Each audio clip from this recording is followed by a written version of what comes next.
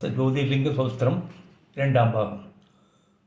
കാവേരിക്കാർ നർമ്മദയോ പവിത്രേ സമാഹമേ സജ്ജനതാരണായ സദൈവ മാന്ത്രാക്ഷുപുരേ വസന്തം ഓംകാരമീശം ശിവമേ സമീളേ ഓംകാരമീശം ശിവമേ സമീളേ പൂർവോത്തരേ പ്രജ്വലികാനിദാനേ സദാ വസന്തം കിരിചാസമേതം സുരാസുരാരാജിതപാദപത്മം ശ്രീവൈദ്യനാഥം തമഹം നമാമി ശ്രീവൈദ്യനാഥം തമഹം നമാമി.